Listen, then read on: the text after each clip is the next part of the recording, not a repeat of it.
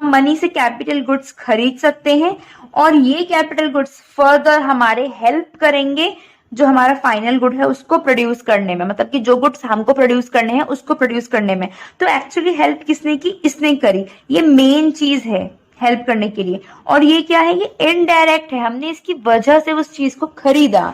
So money can be used to purchase goods. You can buy capital from it, but it is not a capital. Hello viewers, welcome back to my channel. So this video is in continuation with the last video which I have posted, which is about the Todas factor of production. तो basically उसमें हमने बात की थी production process, input and output के बारे में, and यहाँ पर हम पढ़ने वाले हैं about the 4 factors of production. So in economics we have classified factors of production as land, as labor, capital and entrepreneur. So सबसे पहले हम पढ़ेंगे land के बारे में। लैंड हम जनरली हम इसको जमीन समझते हैं, that which is a bare land, but in economics it includes everything that is coming from this land, means all the natural resources such as your river, your coal, your minerals, oil, matlab etc and etc. And it also include land for setting up factory, for setting up office, और land for commercial uses, land for agriculture purposes. तो land बहुत सारी चीजें include करता है in economics में। It is using this natural resources, so which means that land also consider the renewable and non renewable sources of energy. बहुत सारे businesses electricity produce करने के लिए सोलर एनर्जी का यूज करते हैं अपने बिजनेसेस में, विंड एनर्जी का भी यूज किया जाता है। So land includes everything that is coming from it, right? Land is a free gift of nature. Land हमको मदर नेचर से मिला है, हमको इसको बनाने के लिए कुछ नहीं करना पड़ा, मतलब ये हमको पहले से अवेलेबल था। ऑफ कोर्स उस लैंड को एक्वायर करने के लिए आपको कुछ चीज पे करनी पड़ेगी, but this nature, this natural resources, ये लैंड जो है ये क्या है? ये मैन मेड नहीं है। Second thing is that it is immobile. Immobile का क्या मतलब है कि आप इसको एक जगह से दूसरी जगह लेकर के नहीं जा सकते हो, ये फिक्स है। Supply of land is fix. Land is a fix factor of production. आप इसको ना ज्यादा बढ़ा सकते हो ना घटा सकते हो। हम इसको बाय कर सकते हैं, हम इसको रेंट पर ले सकते हैं, बट इट डजंट मीन कि इससे जो ये बढ़ जाएगी लैंड, ठीक है? ये ऑलरेडी फिक्स है। ऐसा नहीं है डिमांड ज्यादा है तो आप इसको बढ़ा दोगे। फॉर एग्जाम्पल अगर पॉपुलेशन एक्सप्लोजन है, पॉपुलेशन बहुत बढ़ रही है, तो ऑफ कोर्स आपको क्या चाहिए? उन लोगों के लिए आपको घर चाहिए होगा। तो ये थोड़ी कि जमीन हम बढ़ा देंगे, हम नहीं बढ़ा सकते, because it is a fixed. The second factor of production is labour. So labor is human efforts to production of goods and services. Generally हमको ये लगता है, जो हम जनरल सेंस में बोलते हैं कि जब हम अपना घर बनाते हैं तो उसमें हमको मिस्त्री चाहिए होते हैं, लेबर, तो हमको लगता है कि लेबर सिर्फ वही होते हैं, but this is not case in the economics.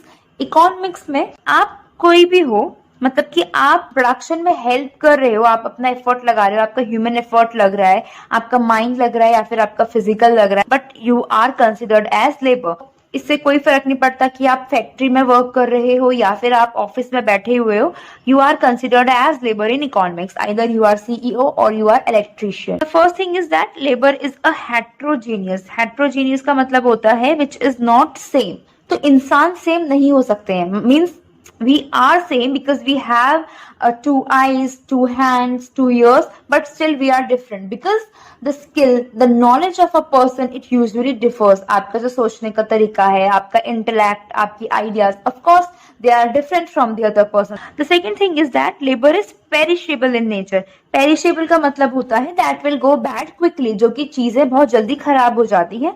Generally we use this term in the context of vegetables, fruits, etc. But here we are using this term in context of labor as well. Why? Because by saying that labor is perishable, it means that we cannot store or save it. आप labour को कैसे store करके रख सकते हो? They are humans. आपको उनका ध्यान रखना पड़ेगा। For example, you have to pay them good wages, जिससे कि वो अच्छे से काम करे। You have to provide them a good working environment as well. You have to provide them the security. Capital, the third factor of production is capital, and capital से I mean capital goods. Capital goods वो goods होते हैं जो कि दूसरे goods को बनाने में help करते हैं। For example, मशीन के बिना हमारा काम नहीं होता है। And last video में हमने बात की थी कुकीज को बनाने की, तो उसके लिए we need oven. For example, तो ये ओवन क्या है? एक मशीन है, इसकी वजह से हमारी कुकीज बनी। तो इस एक गुड की वजह से ये दूसरा गुड हमारा बना है, तो हम उनको बोलते हैं कैपिटल गुड्स।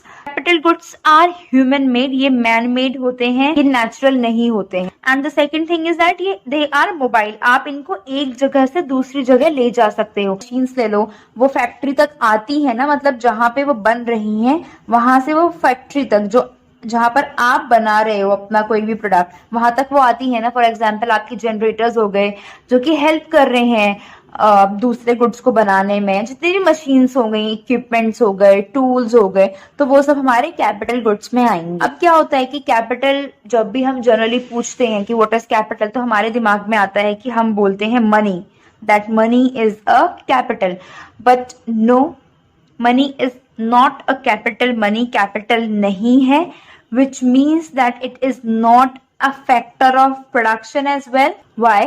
मनी सिर्फ एक मीडियम है जिससे कि आप कोई गुड और सर्विसेज को ले सकते हो।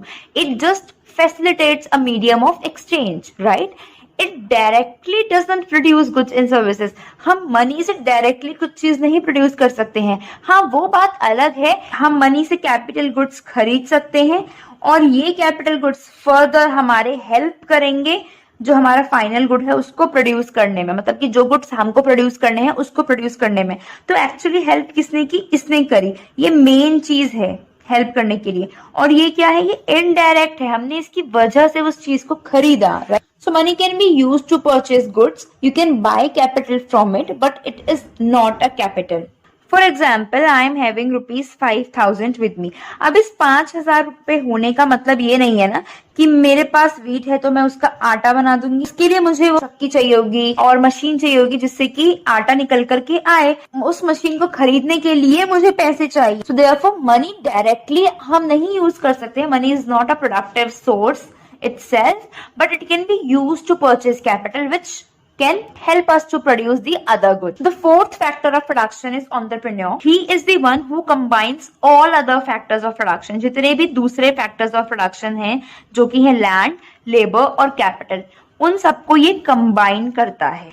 एंटरप्रेन्योर बेसिकली वो इंसान होता है जो कि बिजनेस को क्रिएट करता है। तो सबसे पहले हमने प्रॉब्लम को आइडेंटिफाई किया, मतलब उसके बाद हम एक प्रोडक्ट के साथ आए या फिर एक सर्विस के साथ आए जिसने उस प्रॉब्लम को सॉल्व किया। तो वो जो चीजें करता है वो कौन होता है? एंटरप्रेन्योर होता है। ये बेसिकली रिस्क को बियर करते हैं और प्रॉफिट को अर्न करते हैं। बेसिकली नया बिजनेस स्टार्ट करना जिसे हम स्टार्टअप कहते हैं, तो उनके पीछे जो आइडिया जिसका है, जिसकी सोच है, जो मेन इंसान है उन चीजों को करवा रहा है, तो वो सब हम क्या होते हैं? वो हमारे एंटरप्रेन्योर होते हैं।